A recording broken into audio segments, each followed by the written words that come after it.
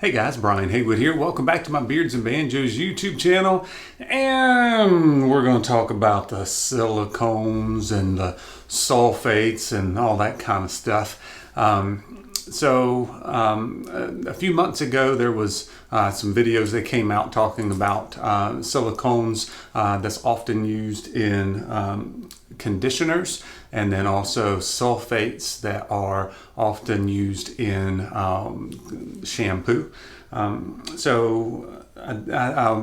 did a little research myself, and I am no expert on this subject, but I did a little research. I'm going to kind of share some of the things and kind of give you maybe some food for thought and kind of where my thoughts are about things right now. I kind of tend to sit in the middle. There's usually I can see both sides of an issue. And I kind of want to go over that. So you start talking about looking online and doing research and start clicking on links and Google searches and all that kind of stuff. And there tends to be, with these subjects or these issues here with the sulfates and the silicones, there's kind of two different camps. There's kind of the science and the research done with that, published research, scientific journals, those kind of things. And then you get links that come up that are for kind of from the beauty industry, cosmetic industry, sometimes natural product kind of deals. And then most of the time the scientific ones kind of say these things are safe to use. They're not going to harm you medically. It's kind of what I found. I will say, as I was looking through some of those particular links, I didn't see anything that was specific for your beard hair that I can recall. Most of them were just talking about hair in general. And there's a little bit of difference, right? You've got more hair follicles up here. The skin underneath on your face is definitely more sensitive than what's on your head. So the little caveat there, but all of those things pretty much say that silicones and sulfates are safe to use, and I'll say in moderation, right? You use too much of anything, you can give you some damage.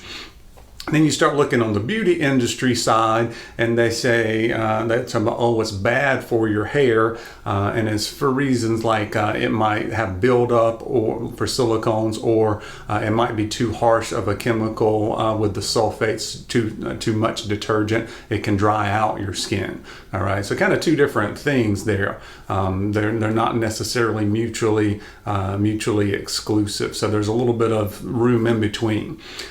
So that's kind of what I found with the research on it. And then you kind of think about what beardsmen do a lot of times, at least my experience using beard washes specifically, is a lot of those are kind of stripping, right? It takes all of the, it cleans your beard, yes, but it also kind of takes away a lot of, if not all of, the natural oils that are in your hair. And sometimes it can dry out your skin underneath. But what do? We strip our beard, and then we have to go and put super conditioner in it, right, to make it feel better. Because if you put in the really harsh detergent, strip everything out of your beard, whether it's pine tar soap, natural stuff, just to strip it out, or whether you use something with sulfates in it, you strip out everything in your beard, and it feels really bad. It's like squeaky clean, like you can't even run your hands through it without it kind of being a lot of friction there, right? It's kind of like using Dawn dishwashing liquid on your pots and pans, right? When you get done, your hands just kind of, a lot of friction there. It doesn't slide gently. Same thing with your beard. So to make it feel better, you use conditioner, and sometimes those conditioners have silicone in it. So it's kind of like we've got the extreme stuff. We got the extreme stripping, so we need like extreme conditioners to make up for it. So my thought process is, okay, there's some room in the middle. So instead of going too far stripping and too far on the conditioning, you kind of stay in the middle.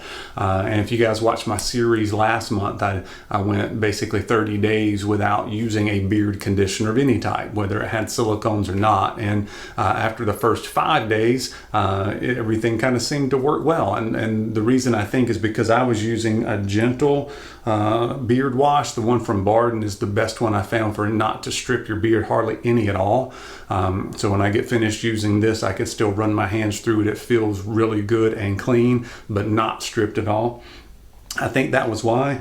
But also, if you think about it, when you're using good things like oils and butters, that is conditioning, right? So it conditions. So what butters can do, let me read a little quote here. I may put it up on the screen too, but it says, butters possess amazing water absorption capability, making it a great sealant. All right, so it seals your beard just like a silicone. It seals your beard, but sometimes it's not water soluble and it's harder to get the silicones out. And it says once applied, it will penetrate the shaft and impart its nutrients and minerals and vitamins to condition your hair. All right, so that's what your natural oils and butters are doing. So if you're using that naturally already to condition, maybe we can get away with not having to use the silicones, right? We can use other conditioners. And there's natural conditioners too you can use for the shower. Been kind of doing some research and playing around with that. So if you think about a beard company, and this is kind of me thinking out loud, and I keep thinking this in the back of my mind, if beard companies want to, in their wash and conditioners, if they're using sulfates and silicones, I keep thinking, what's the draw? What's the difference between that and these products made by Pantene and Suave and Herbal Essences? Every one of these, the wash or the shampoo has sulfate in it, and the conditioners have silicones in it. I keep thinking, why not use this instead? These are made by companies that are big brand companies that have lots of quality control, been around for years and years, and they've been able to use these things, right? So I keep thinking about that and think, if I'm going to use something that has that in it already, why not use this? I can see the argument against it might be to support a small batch company. Nothing wrong with that. Maybe you like the scents. Nothing wrong with that. But for me, buying washing conditioner is kind of like buying underwear. It's something I kind of have to do. You have to have it, but I don't really take a whole lot of pleasure in using shampoos and conditioners, whether it's for my beard or my hair, what I have left of it. Doesn't really do a whole lot for me. I would rather still support the small batch guys and buy another bottle of beard oil or a butter instead of that. That's just me. Also, these products are much cheaper, all right? Just to give you an example, I just went to Walmart and put in the Pantene Pro V Conditioner. You can get 28.9 ounces for $6.97. All right, no shipping cost or anything like that either. So that's less than 25 cents per ounce. All right, and the same kind of thing for the Herbal Essences conditioner. All right, same kind of price. If you think about the beard washes and conditioners, they're like, I've seen 8 ounces for about $20. It's kind of what it is, 8-ounce bottles. I've seen 4 ounces for $15, and then 8 ounces or 12 ounces, like 20, 25, 30, depends on exactly what you're getting. So if you think about $20 for 8 ounces, that is $2.50 an ounce, 10 times more expensive than this. So if I'm going to be using those ingredients, what's the draw? I'll just use this and buy another bottle of beard oil or butter to support the company. All right, so that's just kind of my feelings on it right now. And I may be swayed one way or the other. I love reading you guys' comments, so please put those down. That's kind of where I sit with it right now. I think sometimes as members of the community and also reviewers, I've seen this from myself, I think, and then some other reviewers too, when a brand new beard company comes out, right, they have the oils first, and then they'll develop a balm or a butter, and I think sometimes we rush them. We're like, oh yeah, you need to come out with the whole line. You need to make sure you've got your wash and your conditioner and swag stuff that you need for your store, and then you need some soaps and all that kind of stuff. I think maybe we rush them a little bit, right? Because what do? A lot of times is they don't know, they may not be experts on all of this stuff. And it's a little bit overwhelming when you start reading the ingredients on trying to mix it yourself. So they buy like a pre-made wash, and then they add some scent to it. Their scents Same thing with a conditioner sometimes, not all the time. So I think maybe for the new companies, we rush too much to push them to make washes and conditioners. Just be happy with this beard oil and the butter and the scents and all that kind of stuff. And then when they're ready, if they're ready to kind of do that, then they can really do their research and pick something that they want to use for their company. Whether they go down the silicone and sulfates, that's up to them, obviously. But I think maybe that might be a community push that we need to draw back on. I think I remember Cedric from Beard Justice talking about how long it took him to get his conditioner ready for market, because he didn't want to go through that process of just getting a pre-mix and just adding his scents into it. I think it took him like over a year to get his co-wash ready. People keep asking him, when is it coming out? When is it coming out? So for me, I'm not going to push that on any new company any longer. All right, so I'm going to kind of stick to the people who have been around a long time. They got a good reputation. They've already kind of come out with stuff that's kind of tried and true. Or you can use this if you want. Now, there's also natural things that you can use, like your butters and all that stuff, and then some other choices from beard companies. I'm going to give you one here that is, I think I already told you about the Barden, right? That is a really good gentle wash. I would suggest more washes like this on the market. There's not many. I've tried some other ones that some people said were like daily washes. It stripped my beard. I felt like once again, I get the squeaky clean feeling, which I don't like. Here's something that I thought about. Johnson's baby shampoo. Now, and there's other kind of baby shampoo, but this is gentle for a baby's skin. This is gentle for a baby's eyes. My eye doctor told me that I could use a little bit of this on my washcloth to clean out my eyelids. I have a tendency to get a lot of gunk in there from allergies, and I get styes sometimes. He said, do this every day. So if it's gentle enough for baby skin and eyes, I think it's okay to put in your beard. And I actually made a video about using this as an emergency beard wash, one of my first videos that I made. But I went after I started doing all this and actually used it again.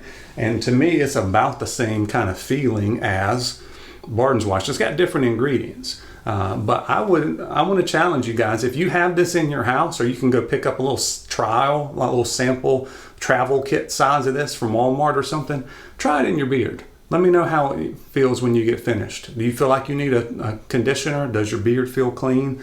I would say I do like this one a little bit better because there's more lather, at least on maybe my bottle here is old of this one. But maybe beard companies could look at using a baby shampoo for their wash. Look at these ingredients. See if you can find a mix for that, or to find the ingredients that you can use. So I would suggest let's get some more gentle washes on the market maybe that we can use. And yeah, there's a time that you might need to strip your beard a little bit more, but I don't think it's more than once a week, unless you've got a really interesting job where you're getting a lot of stuff in there. I would say you probably don't need it. And for my beard, I don't think I ever need to strip it out completely. I can use something that's a little more stripping than this, but other than that, I'm going to stay in the middle and not do this swing of strip it out, condition it back kind of things. I'm going to stay in the middle. It worked well for me for that month for sure. So anyway, that's a little bit about my thoughts about it. Hopefully there's a little bit of food for thought for you about some of these ingredients, but also what the beard companies are doing currently, what we might do in the future, and then maybe a suggestion on trying to get some more gentle washes. And checking out this, by the way, if you want to compare prices, you can get this, a big bottle of this baby shampoo for about the same price as the big bottle of this. I think it's 20 something cents an ounce you can get this for. So anyway, let me know what your thoughts are. I'd love to hear it. Have a good conversation about that. I can be swayed one way or the other, but for me, I'm going to kind of hover in the middle for right now. But anyway, I always appreciate you guys watching and chiming in on these and kind of going with me on some of these vlogs and journeys with me here. It's always fun to experiment around, not just do research. I kind of hate doing the research. I feel like I'm doing work for school or something. So I do like the experimenting around a little bit more than just kind of looking up and clicking on links for me. But anyway, I hope you guys enjoyed it, and we'll see you on the next video.